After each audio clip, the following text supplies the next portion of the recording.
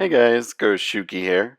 So I have been playing other games recently, and one of them is Call of Duty World War II, which I'm really enjoying.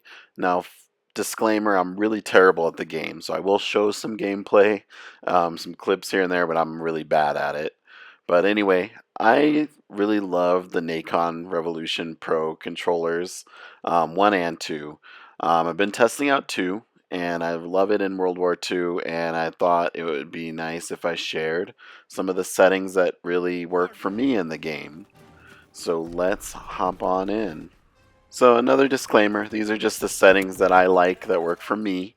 You might try something else that works better for you, but I'm going to first show what I use mainly, and then some ones that I might suggest that might work for you. But again, play around with it, check out the website, download more. It's a great controller and it's really customizable and it's just all around awesome. So starting with the triggers, I do like them at 50%, 0 to 50%. Gives you a real hair trigger, lets you fire faster, and overall it feels really good. So I recommend 50%, and I think a lot of people that do use this controller use the hair triggers do use it from 0 to 50%. For the left analog stick, this is going to be for the Nacon Pro 2. You can adjust the settings for it. I like high sensitivity. Low sensitivity, and when I use that in games, it just feels like I'm trying to walk up a hill, or it's real sluggish to me. And I do like the response curve to be at 2. I would recommend 2 or less, maybe no more, definitely no more than 5. But I like it at 2. 2 seems to work well for me. As far as the curve, the small, medium, and large, I like the default. I tried some different ones, and just the default was the best for me as far as settings go. We're going to get into the right stick in a minute, because that one's going to be the one that is I probably changed the most and tried the most settings with.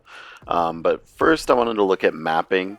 So the buttons on the back are one of the big reasons you want to get this controller, because it allows you easy access to certain buttons. So you can keep your hand in an easy position for, it's mainly for first person shooters. So for example, instead of having to take your finger off the right stick to aim, you can keep it on there and you can set one of the back buttons to do what you would be moving your finger to do.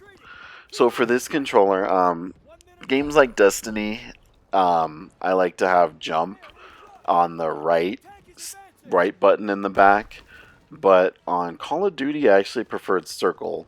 I do find myself crouching a lot more than I jump in this game. So this is what I recommend for settings. You might like something different. I know some people like to have maybe melee back there, or even the trigger back there and shoot from the buttons back there.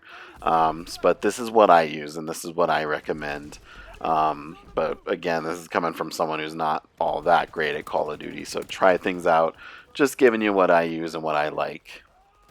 Alright, so on to the big thing I think on this controller that a lot of people have trouble with, which is the right stick.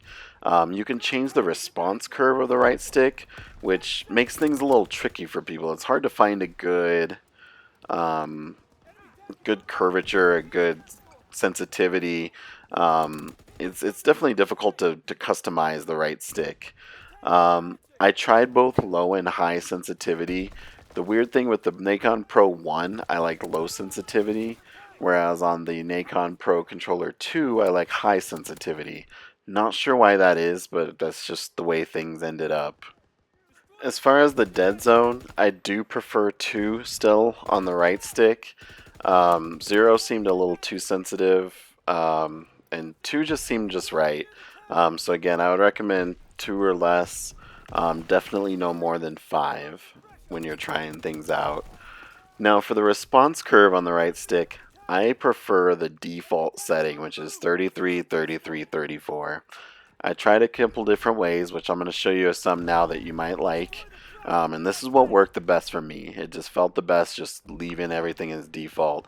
And that's how it was with the first controller, Nacon Pro 1. I've tried both, and that's just the way I like it. Now, just a couple others that I tried out that were recommended to me by people on YouTube. This one is 198.1, which I thought was a bit extreme, but it wasn't bad for things like sniping, interestingly enough, where you don't have to move a lot, but anything else, it just was too...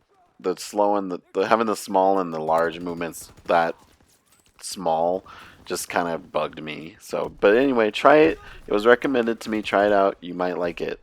Lastly, these two felt really great to me. They're close to the default setting. We have 25, 50, 25, and we have 20, 25, 55. These ones I recommend trying out. They're close to default, which I like, but they weren't as great as default for me. They didn't feel that great to me, but definitely some to try out. Nacon has some great default settings built in that you can get. You can go to their website, as you see here, and search and download profiles that they have made and other people have made. So experiment, download other ones. Don't just stop at the ones I'm showing you today. These are just the ones I tried and what's kind of worked and not worked for me. But that's going to be it for this video. Thanks for watching. Thanks for sitting through my bad Call of Duty gameplay. Like, comment, subscribe, all that good stuff, and go Shuki out.